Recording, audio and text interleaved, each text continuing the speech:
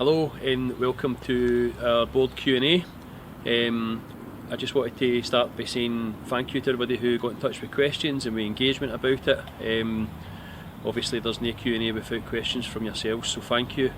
Some of the questions you'll find I've almost paraphrased a wee bit to collate them because there was lots that were similar just to avoid repetition, but the theme of all your questions is in there. I want to also thank the board for agreeing to take part, and I look forward to the answers, as I'm sure the rest of you do.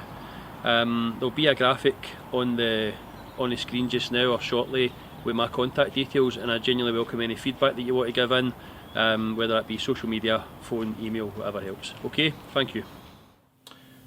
Well, in the short term, our primary aim is to remain in the Championship, which is the same target as was for last season. The other priorities that we're working for in the short term are sustaining the club financially. We're also very keen to extend and push forward on increasing our commercial income and starting to make inroads into better engaging with the local community. Moving on into the medium to long term, thinking about perhaps moving into the next 12 months, what we really want to do is build on what we're putting in place just now. We really want to be competing in the Championship and pushing in the Championship. We want to really be deeply engaged and much better engaged with the local community. Part of that is about encouraging and welcoming more people back to Capello to watch the team. We want to drive forward more commercial income, and we are moving towards sustainable financial performance, so getting to a point where we are confident that the club can move towards a break-even position and start to drive forward financially as well. So moving forward to this time next year, we want to remain in the Championship and really be competing in the Championship and pushing from a footballing point of view. From an off-the-field perspective, we want to be building on what we've put in place by engaging with supporters and the wider community, apart from anything else, to encourage more people to come back to games and watch the team. We want to continue to push from a commercial perspective in terms of our existing products and developing a number of new products. From a financial perspective, we want to be moving closer to break-even position and be more confident in that. Simply put, the reason for having no chairman is so that no one person has a continual casting vote. Currently we operate with a rotating chair for each board meeting, and the person who's in the chair as the casting vote should one be required at that point. Something that's under review, we'll look at it as it goes along. If we need to change it, it's something that we will do. No one board member has the casting vote in any issue. We do, however, have areas of control. I look after the stadium, for instance. Graham Barr looks after commercial interests. Nick Robinson is the financial director. When it comes to the day-to-day running of the club, however, that falls into the remit of Chris Ross, and he reports back to the board. Yeah, so it's slightly difficult to compare income this year to last year. At the offset, it was really positive to have 850 season tickets sold. That was more than double the number that were sold last year, for obvious reasons, but it was also an increase on the number from the 2019-2020 season. It's obviously been great to have pay at the gate back as well, which we didn't have last year. It's slightly disappointing to see the attendance is slightly down, but there's a number of reasons to explain that, whether it be results on the park, whether it be 15 months without going to football and getting back into that habit, or indeed other factors such as the weather or people being busy. The pandemic had a huge impact on the club's income, but we also managed to get back the lottery up and running in June, which was great after it being out since March 2020. It was also great to launch our 2 new strips, and they've been selling really well, and it's been great to see fans wearing the new strips in the stands and at away games. And obviously as part of those new strips, we've had the welcome new sponsorship from McGill's as our major sponsor in the front of the strip, and we're extremely grateful to them for allowing us to do the sponsorless home kit. Leslie Ann and Chris Ross have also been working hard on generating new sponsorship.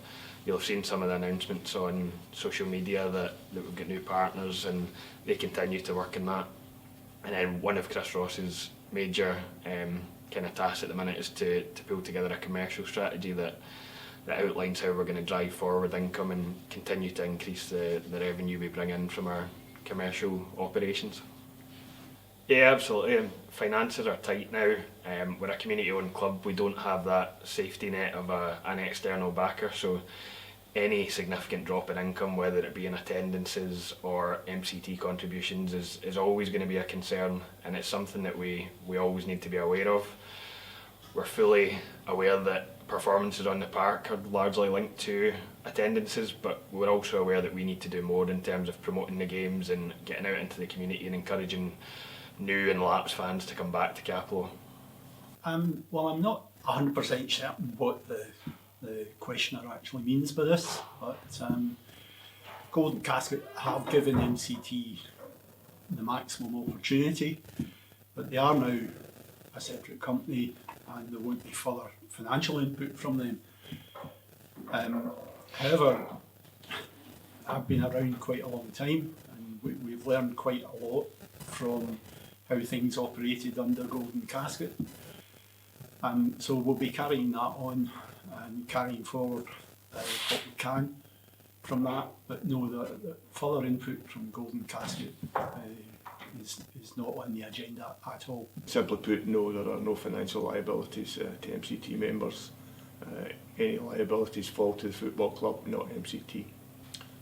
In the first instance, we would have to look towards budget cuts.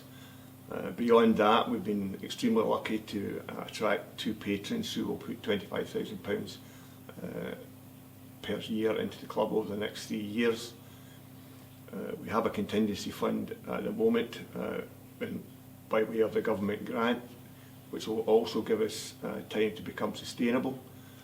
MCT are also building up a contingency fund so that we have some leeway should any unexpected expenditure come our way.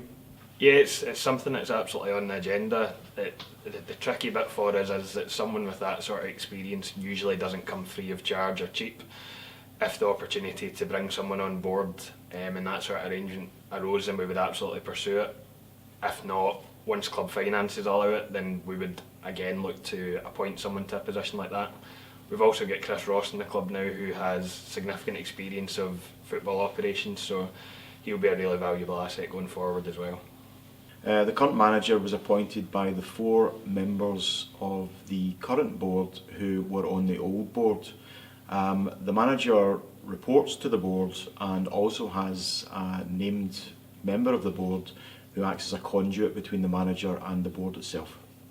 The plan behind the 2-year deal was to give the club stability and experience as we transition into community ownership. The on-field target is effectively the same as last season, which is to finish at least 8th in the Championship and to retain our place in the Championship. We have to consider the financial state that the club finds itself in. We don't have the resources that our previous owner had. We have to live within our means, and so it's something we take on board, but I wouldn't like to comment on that any further. Yeah, so the answer is so far probably not enough. We need to get better at promoting the games and engaging with the local community to try and encourage people to come back to Capello. We put a real big push onto season tickets this year, and that was successful with generating 850 of them.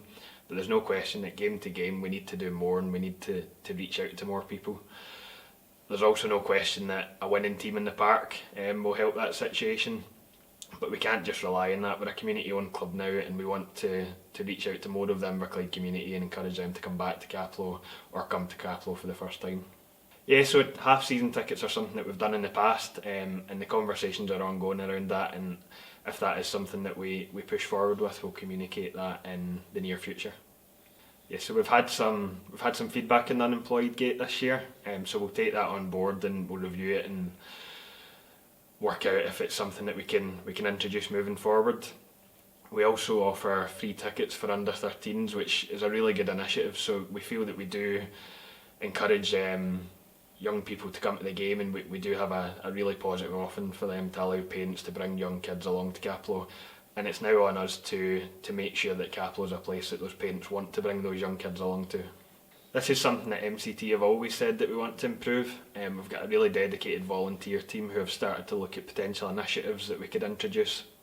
We've also had positive meetings with Morton and the community about how we can make the matchday experience a more welcoming and engaging environment for kids, for families, so that moving forward Capel becomes a genuine option for families to spend their Saturday afternoon. Yeah, so the club's social media output is something that we absolutely need to improve on. We've said all along that we want to do that from an MCT perspective, and it's something that we're going to push forward over the coming months. At the minute we are doing the kind of basic content in terms of interviews with the managers and players before and after games, but we want to take that further, and we want to do new and engaging content that gives the fans an insight into who the players are, and a bit more of a fun element to it that engages people in a new and kind of exciting way. There's always going to be the place for that functional stuff like the post-match interviews and the pre-match interviews, but we want to take it a step further and give people more from our social media outputs. The club had been running with 2 goalkeepers, but after the transfer window shut, Chris Wiley came to us to say that he wished to move into something else outside football. We couldn't deny him the chance to do that. We wish him well as it moves forward. At the moment that leaves us in the position of having to maybe bring in an emergency loan if required. Obviously it's something we will reevaluate in January and move forward with that then.